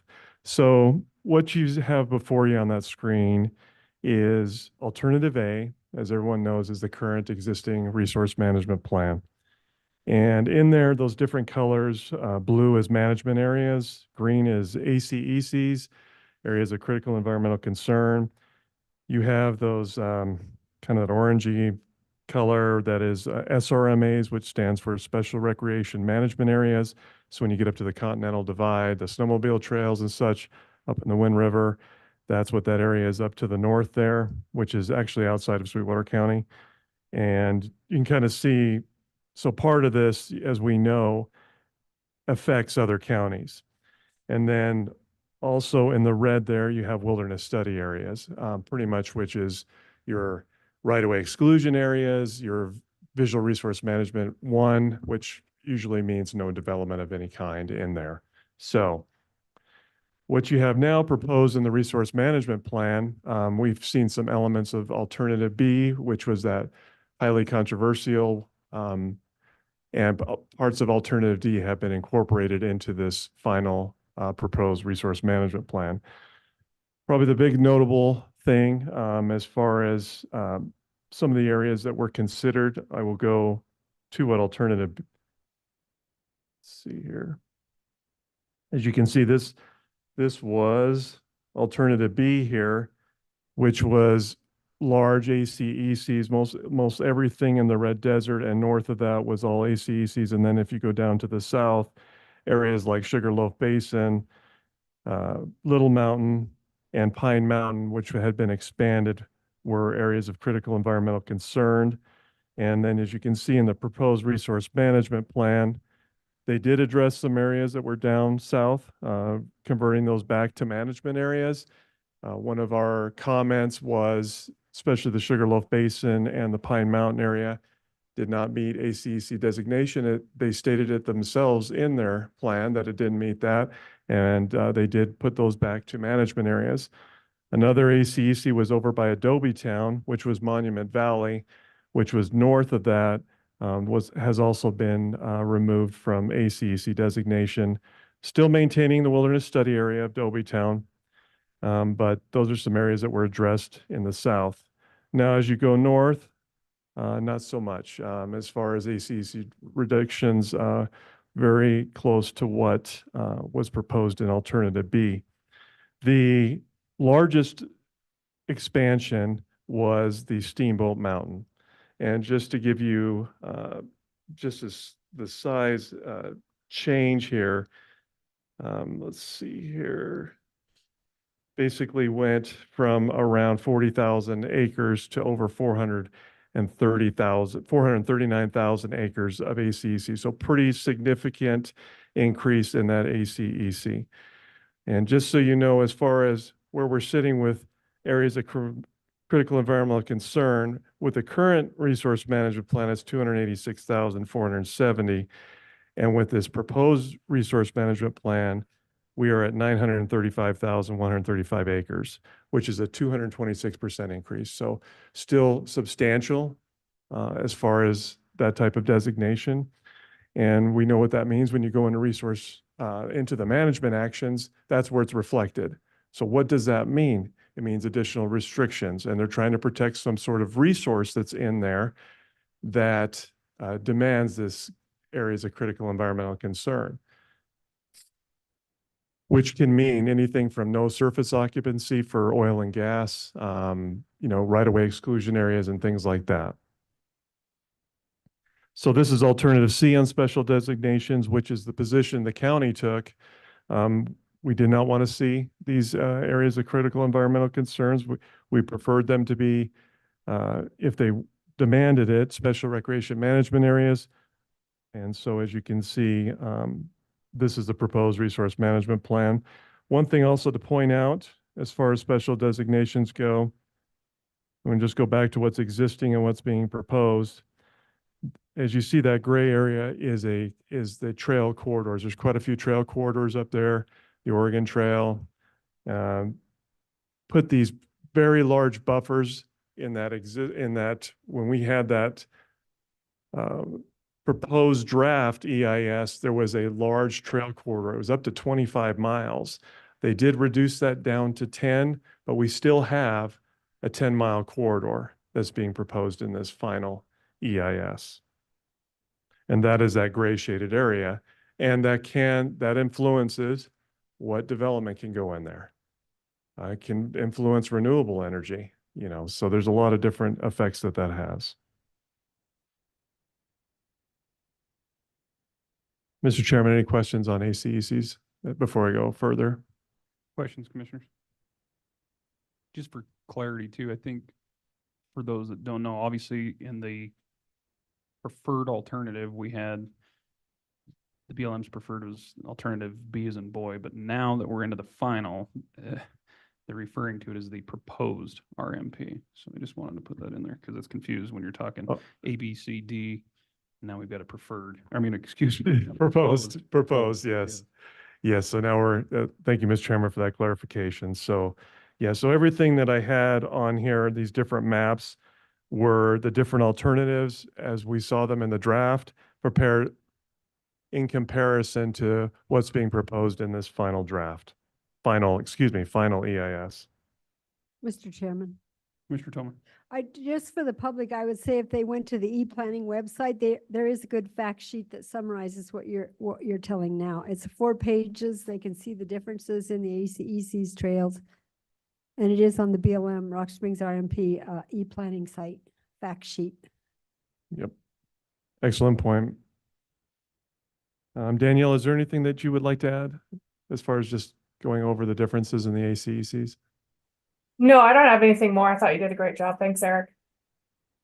Well, it is kind of shocking, if I may add. It's kind of shocking. The Golden Triangle covers everything north of Highway 28 and above 191 to Pinedale. It covers that whole corner now. It isn't just up on the upper end. It takes a whole corner in. And the Steamboat one does the same thing on Highway 28.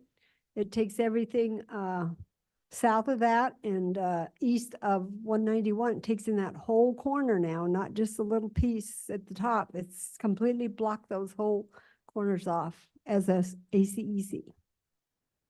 That's the most shocking part, I think, of this plan. Yes. Thank you, Mr. Chairman, Commissioner Toman. So yeah, that's an excellent point. A lot of people, and maybe Commissioner Toman, you could explain what the Golden Triangle is, because a lot of people don't really understand what that is. Well, the BLM didn't really recognize that name. That's a Wyoming Game and Fish designation. They wanted it for the game corridors and parturition and calving and birthing areas. So that Golden Triangle is a Wyoming Game and Fish name, and they identified that in the RMP that was not a name they gave it. Okay, thank you. And that's that area, 191, Highway 28, as it That goes to whole Pinedale. corner. Yep, Yep. exactly. And you can see it here in this map, that area right here, just north of 28 and 191, that's a portion of, that is the Golden Triangle area, that, Well, you portion can of that. see those big green right, corners. exactly. 2 squares. So with that, that's what drives other things that are within the resource management plan. So take, for instance, fluid mineral leasing, oil and gas. I think pretty much if you read through the resource management plan, they addressed coal, they addressed some of the Catrona concerns. There's still Trona concerns that are out there in relation to trail corridors and such. There's still issues out there. But who I thought really got hit hard was oil and gas when you look at especially when you look at this map. So when you look at what's existing, I'll just call it that for less confusion. What's existing in the resource management plan compared to what's being proposed, everything in red would not be available for oil and gas. Okay, so those are very large areas. As you can see, let's look at the top of the map. That's that Golden Triangle area would be, as they stated, unavailable for leasing for oil and gas. And then a lot of the areas that you see within the Red Desert area, part of the ACEC designation would also be unavailable. You also see in green, which is no surface occupancy, which puts a lot of limitations on oil and gas. And then when you look down, wilderness study areas such as Adobe Town in the bottom right-hand corner, and then also down on the bottom there in between the 2 blue areas, that's Little Mountain area. And then the other areas scattered in there are wilderness study areas that are unavailable for leasing. As far as the checkerboard that you do see in there, that is with the exception of a little bit of checkerboard up by Siskiyou Wildlife Refuge, is within the growth management area. That was a comment from Sweetwater County. These are the areas around, the growth areas around Rock Springs and Green River, to not have oil and gas leasing around both cities. So that's what that red area is. And then there's some other, and then as far as what's blue there is what's called a control surface unit. And those are areas that they have special regulations if you want to do oil and gas.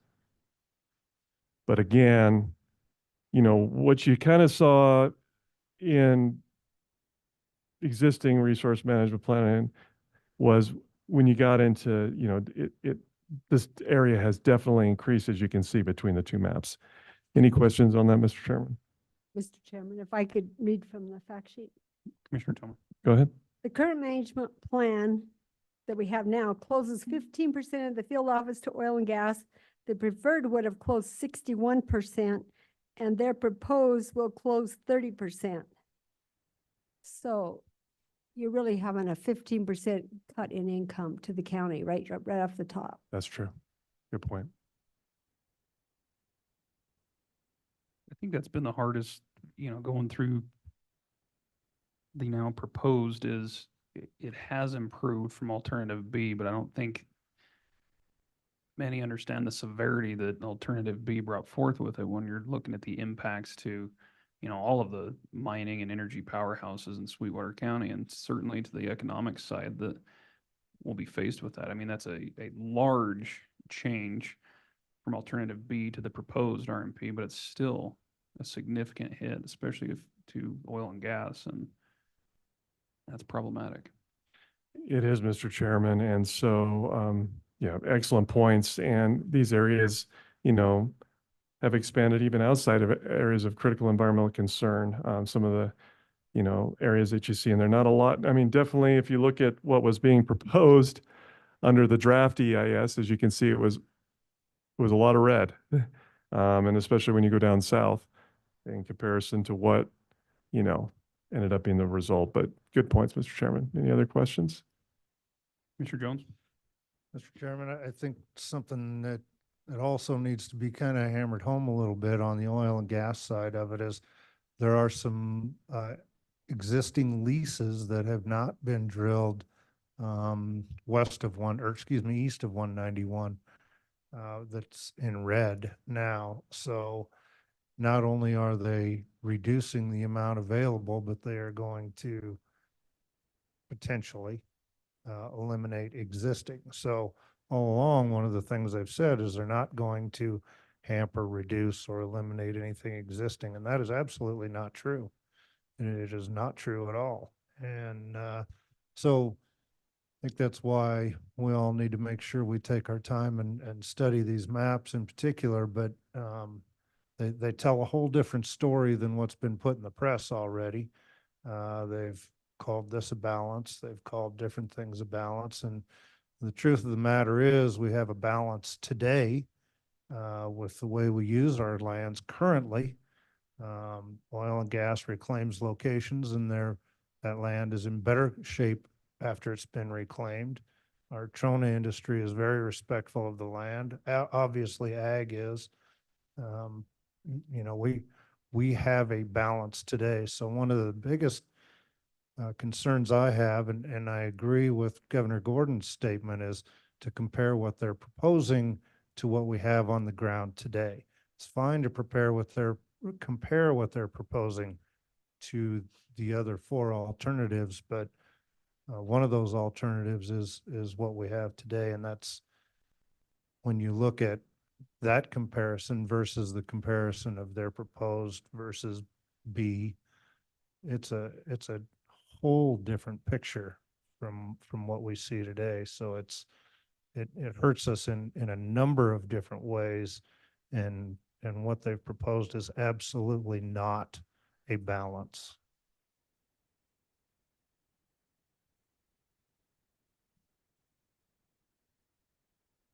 Mr. Chairman, just to go along with that too, there are also within those red areas active wells. So when you look at the map of what's active out there, they're within these red areas. And what implications does that mean? Don't know. Danielle, could you weigh in on that? Yes, I could. And I think, you may have existing wells will have a better opportunity to continue to be used and the like, but there is an issue even in those that are existing leases, because if they aren't developed or the like within a certain time frame, then they're going to have to renew them. But the likelihood that you'll be able to renew a lease in an area that is unavailable for leasing is, basically very unlikely, and it's not going to happen. And so that's where the concern comes for those. They may recognize existing rights, but not if those existing rights are coming up for renewal. So there'll be some other issues down the line. Thank you.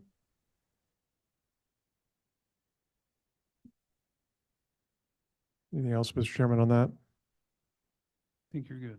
Okay, so another area that was of concern of the county was visual resource management, because that can dictate what kind of development goes on. You have your different classifications just for the public to understand. You have a 1, a 2, a 3, and a 4. These are the different classifications. When you look at this map, what's in green is a class 2, red is class 1. And what you're talking there is class 1 is usually your wilderness area, and pretty much no type of development visually is allowed within that area, as it would correlate with a wilderness area. But then when you get into class 2, basically it needs to be hidden, and somehow it doesn't have a sharp visual contrast. So that can limit what type of development is allowed. When you get into the class 3, you get into more what you can see on the side of the highway when you're driving between Rock Springs and Wamsutter, those tan colors that you see, different oil and gas facilities such as compressor stations. And then 4 is basically hardly any restrictions at all. So those are of concern. And when you get into the areas, as you can see, especially within that Golden Triangle and in that north area by Farson, it's all a visual resource management classification 2, which could also, in addition to some of those other restrictions we talked about, whether it's fluid, mineral, and the areas of critical environmental concern, these also can stifle development in those areas. So just something to consider. One of our comments was, especially when you look at what was being proposed in the draft, on the left-hand side there under Alternative B, was how large that area was of visual resource management, and that it was outside of areas of critical environmental concern. It was spread because usually when you get an area of environmental concern, you will see that visual resource management area follow those boundaries. But under what they were proposing, they had really expanded those. As you can see, they were in checkerboard, all throughout the checkerboard. And they were also, and then north of Farson and west. So what they have done, I will say, is reduce those areas down of visual resource, especially the classification 2, which you see in green. They have reduced those to follow the boundaries of actually those special designations, whether it's a trail corridor or an ACEC. Still concerns with that? There, if you go down, and it's something that Commissioner Jones was talking about, was when you look at this map, those are existing leases, and then on the right-hand side, you're showing location of wells. So you're seeing there's active wells in there, and did they take that into consideration? We don't feel they have, and especially when you look up north, up on the top of that map, when you see the blue and green of active wells and such, you've got active wells within those visual resource areas. So it makes it very difficult, and with existing leases in those areas, that, just as Danielle was stating, that can create some complications with trying with those oil and gas if they are wanting to pursue those existing leases. So one of the things they're supposed to consider, as in the protest of the Rawlins Resource Management Plan, is that underlying resources underneath, what is existing, and still those are of a concern. Any questions on the visual resource management, Mr. Chairman?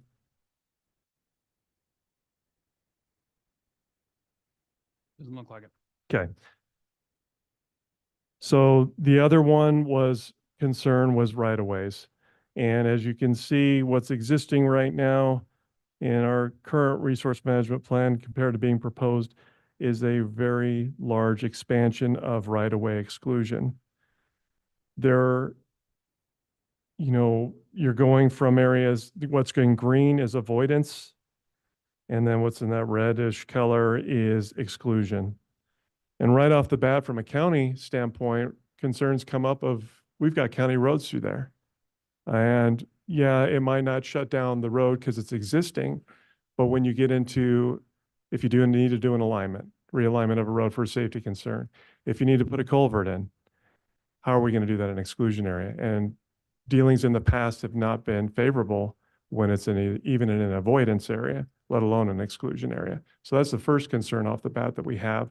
We've got a few county roads within this designation. And generally, you would see avoidance areas, these green areas, in ACECs. But when you put a right-of-way avoidance in there, what are we doing? Are we de facto wilderness areas? Potentially, you know?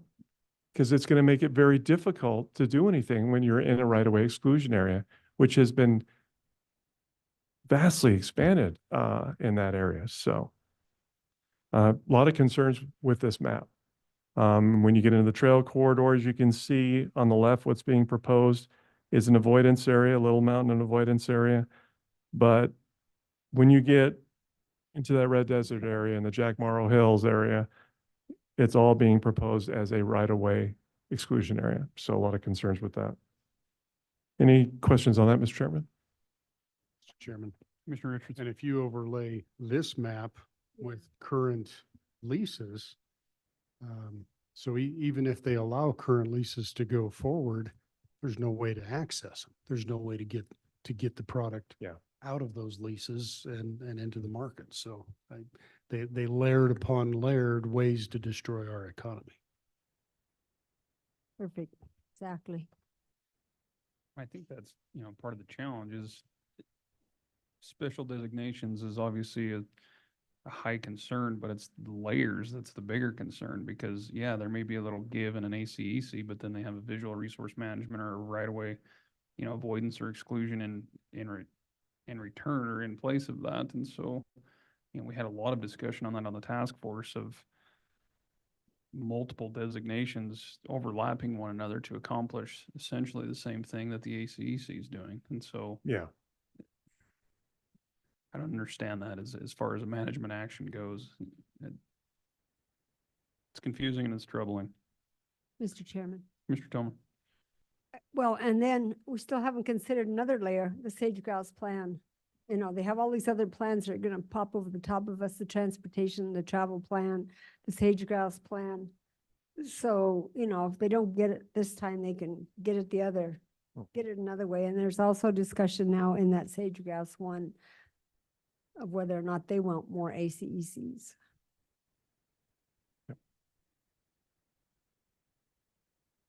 Okay.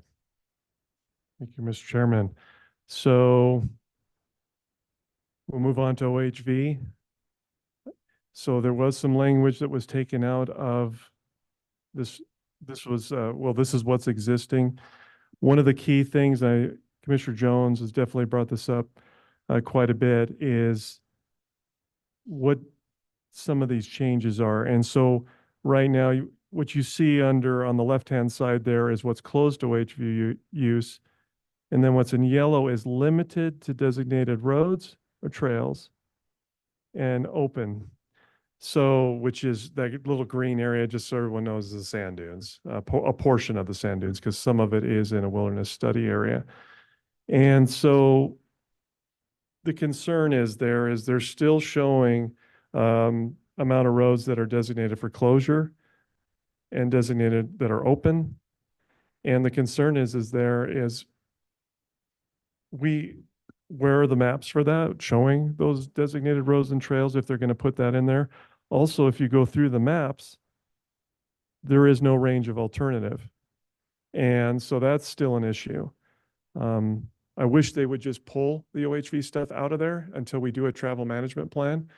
Because when you have language in there, especially when you're going to enforce it, well, what are designated roads and trails? We don't have that information still. So still of concern out there. Any other comments on that? Yes. Go ahead. Mr. Tillman. We have had all of the travel management plan meetings. They met with the county and the cooperators and they had zones and we went through every one. The county took the position that we want to claim all roads. And we found the map on their website, which later got jerked down, that showed every trail, 2-track road and everything in the county. So that work has already been done by them and by us. But it's not in this plan yet. Well, I think, Commissioner Jones obviously spoke to this well during this process, but there was a lot of pushback from the BLM that the travel management plan is not included with the preferred alternative. And we heard that over and over again, and there's a mistake in the language and, on and on and on, but then you still have the OHV portion, and I agree with you that I think that should be included with the travel management plan, because at the end of the day, there's still the potential for closing designated roads and trails, whatever those may be. Right. Yeah, and the difference, Mr. Chairman, the difference in language, and it's a big difference, limited to existing and designated. And now we're going to limited to designated. And so that's a big difference in language. So again, the concern out there with that. Not if we keep their map, because everything was designated, their original map. Any other questions, comments on that, Mr. Chairman? Nope. So, Mr. Chairman, John and Danielle and myself, we have met a couple of times on Zoom, and then John and I have met a few times also. We have a limited amount of time for the, as far as the protest goes. Wanted to make sure that we're meeting the commissioner expectations moving forward as far as the protest. Are some of the highlight areas as I'm pulling this map up, because everything else is kind of created all these other restrictions because of this. When you get down to it, are these special designations. So one big concern we have is obviously that steamboat expansion area. And we've met and discussed that and are concerned about that. You know, what was a management area at one time is now becoming an area of critical environmental concern. As you saw in the other maps, because of that designation, now we have right-of-way exclusion areas in that area that have expanded. And the Wind River, big expansion there, because you're going from a special recreation management area that's been shrunk, and now you've increased the size of that area of critical environmental concern. And then with that are the trail corridors. Still, our feeling is still arbitrary and capricious as far as those distances. And then there's another thing, as you go through the management actions, they did remove the 25-mile buffer in there, but now have put in there more subjective language as far as they will analyze it at any distance outside of that corridor, and so that there's no sharp visual contrast. So yeah, you've removed the 25-mile, but now there's a distance, there is no distance. So how far can that be? And you know, this does affect, it does affect oil and gas. This affects renewable projects also, because if you go in there and you look at the charts, this has restricted a lot of renewable projects potentially too. Now the exclusion areas, that has been addressed as far as checkerboard, that's been removed. But when you get up in this area and such, becomes definitely more restrictive. So just feedback as far as from the commissioners, we do feel that there are issues with the ACEC designations. Wanted to get feedback. Are we concerned with just one in particular? Are we concerned with all of them, Mr. Chairman, when we're going into the protest? When we did a FOIA request, we did that after, well, actually, right at the end there, when we submitted our comments of 1,300 pages, we did get the FOIA request back and we asked for monitoring. We only, out of all the years that we asked for monitoring of ACECs, because you would think that if you're going to designate something that's environmentally concerned, that you would have monitoring to see things are degrading. Maybe, you know, whatever resource is being protected, you would want to see that through the years that would warrant these designations. But we only received 2 years, Mr. Chairman. So that is of concern, you know, as far as ACEC designation. But Mr. Chairman, just feedback from the commission. Are we going in the right direction as far as, you know, steamboat expansion is definitely on our radar, but are we concerned with all of them? First question.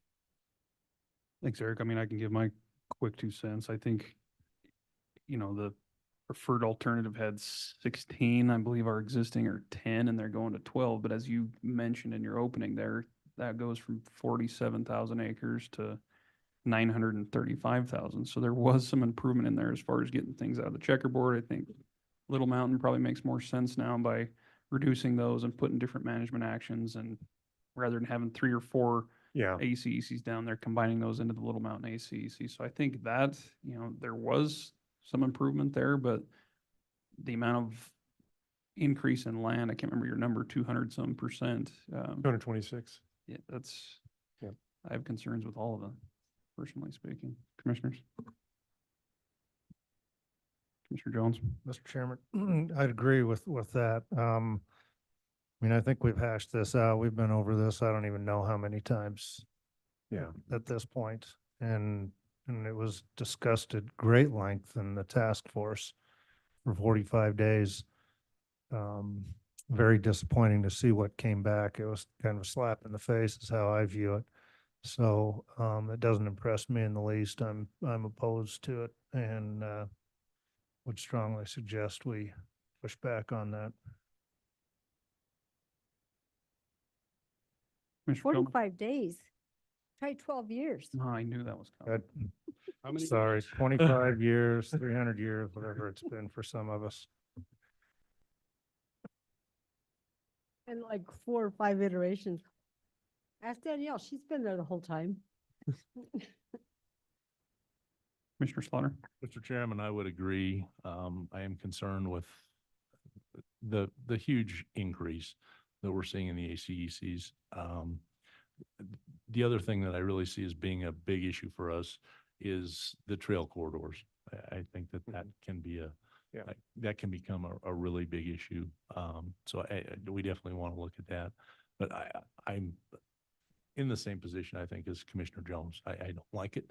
I think that they're trying to restrict, and by putting the layers that they've put on, it's going to be much more restrictive than what we actually are even seeing when you see it all put together. So that's what I feel about it. Commissioner Richards? Feel the same way. I think we need to find every place that we can protest in this process and protest it. I know it's a matter of setting priorities, but I think through the discussions we've had over the last year, I think we're all aware of what those priorities are.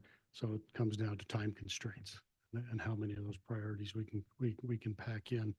As far as I'm concerned, the BLM has been critically, if not criminally, negligent in how they've handled the Rock Springs RMP process, and they've failed to uphold their congressionally mandated role in the process, and they've put us in Swinger County in a terrible position. So I'd say we march forward.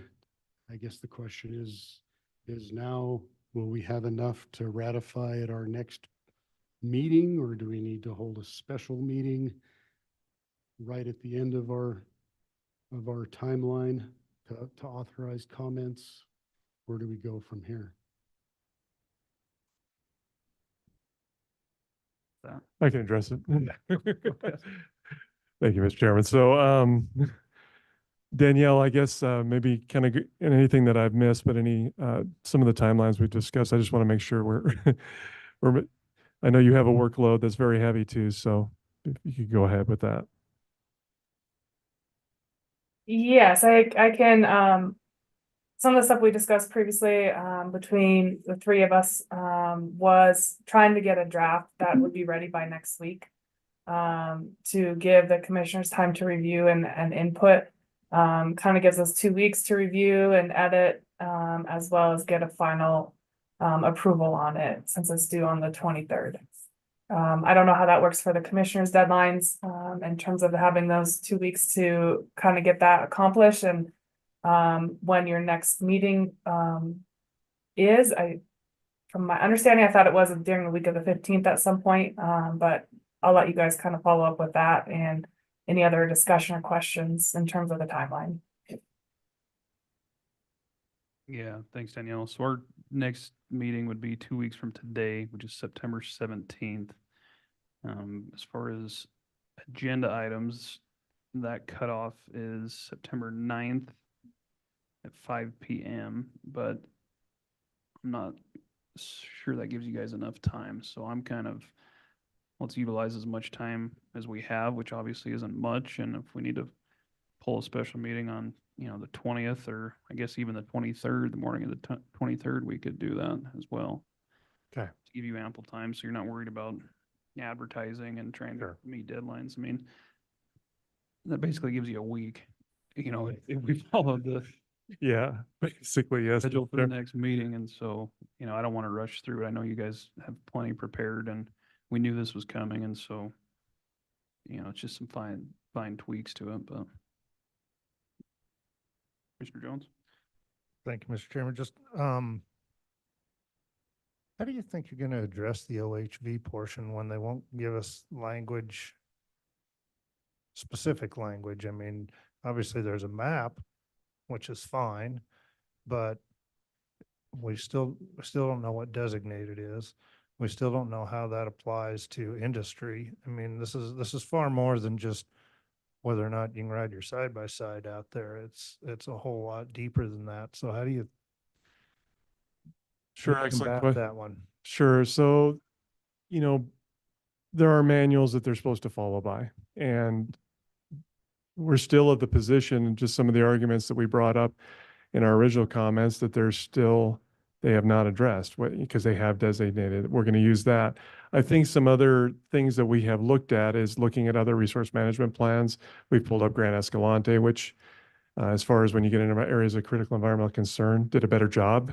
They had monitoring requirements that they would evaluate, just an overall better product. Although there's a lot of closures there because it's a national monument, definitely something we don't want to model Sweetwater County, but I'm just talking about as far as process goes that they followed.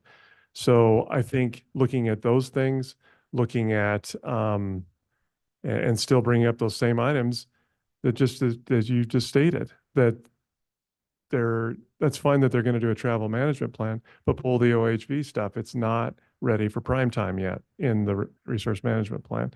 So that's anything else, Danielle, you can think of that Yes, and just to add to some of the process stuff, that would be their failure to have a range of alternatives. So that's a lot of the issues and concerns you see in OHV and other people who have kind of challenged OHV classifications and the like, is a failure to consider different options, which isn't done at all. It's all the same under all alternatives except the versus existing and then all the others. So that's one also way to attack it. And I think the big push is kind of like what Eric just said, is saying, you keep saying you're doing travel management planning later, then let's do it all later. There's no point in addressing OHV right now. And we should do that while we do the rest of the travel management process. And when the public is aware of what roads and existing roads and designated roads and trails are out there.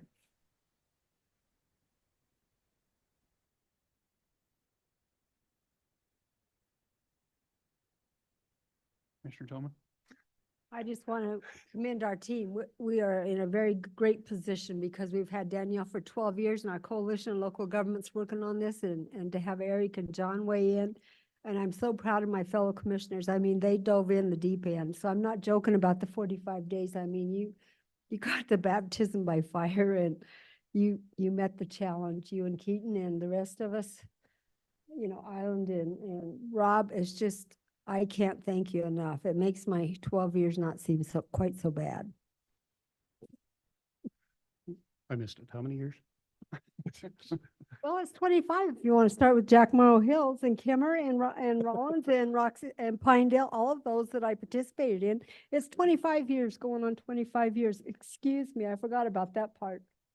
So Eric, I think in regards to giving everyone enough time, why don't we just plan on having a special meeting? And we don't have to pick a date right now. We can give, Okay. I believe the like that. rule is 8 hours notice. I like that. So we can maybe have any follow-up at the next meeting that you guys have Yep. worked on, or if you need further input on, and then, based off of that, we can either shoot for the 20th or the 23rd. I think it's, as long as Okay. you, by quitting time on the 23rd, I think. Yes. is Yeah. The timeline. If everyone else agrees with that, then we don't have to put any additional timeline pressure on when we need it by, and give you guys as much time as possible. I appreciate that, Mr. Chairman. And one other thing I didn't point out that's huge, our Sweetwater County Federal Lands and Resource Plan, they did still, Yeah. is still not in the resource management plan. They still did not do a consistency review on it. It's not listed, and that's pretty black and white. But it is not, they did our comprehensive plan, but that is a separate document. And we, from the FOIA request, Commissioner Toman, all the emails between, the BLM and Commissioner Toman are documented with with that federal lands and resource plan. So another huge thing that's been missing, but I do like the idea of a special meeting, Mr. Chairman. I like that. That'll give us, even if it's on the 23rd, you have till midnight. So that, and it is a portal that you, just like the resource management, the draft. So we can enter that in. So yeah. Good with that, commissioners? Mr. Chairman, Commissioner Richards? I will be out of town from the 20th to the 30th, but I will have internet access so I can attend remotely. Okay. Well, I'd say let's tentatively plan for the day of. Let's just plan on the 23rd and Okay. follow up at our next meeting on the 17th and adjust from there if need be. What day of the week is that? Monday, I think. It is What is it? Monday. Okay.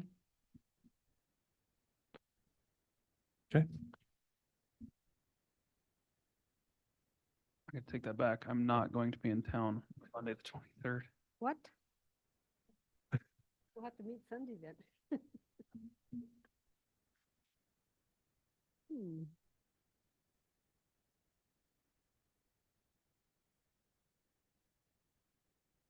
And remote is going to be a problem. We shoot for the 20th? We can, Mr. Chairman. If need be, we'll just plan accordingly. It sounds like What day of You'll the have week is that? 3 here. The 20th is a Friday. Oh, yeah, okay. I I can have probably, a BLM RAC meeting the 17th, 18th, and 19th in Pinedale, but I'll be back 20th.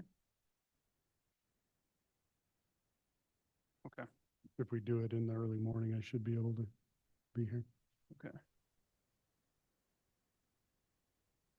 I could probably figure out a way to remote in on the 23rd. It just depends what time. I'll figure that out, but we'll finalize at the next meeting. How's that? That sounds good, Mr. Chairman. Any other feedback or comments, commissioners? Thanks for the update, Eric. I know it's been a lot and we got a little break there for a little bit, but not for much. And so appreciate Danielle and John and yourself for continuing forward, and we'll keep pushing back. Yeah, Mr. Chairman, just so you know, we have sage grouse coming up in October, not to throw rain on it, but that will be an FEIS. And so we'll be right back here doing the same thing. So thank you, Mr. Chairman. No, thank you. Okay, I think that concludes the regular items under tab B before us this morning, commissioners. The final item on the agenda is an executive session to discuss real estate. There will not be any action, I don't anticipate, after coming out. So with that, I'd entertain a motion to enter into executive session for the purpose of real estate. So moved. Motion by Commissioner Jones. Do we have a second? Yes, I will do it. We have a second by Commissioner Toman. All in favor, say aye. Aye. Opposed, nay.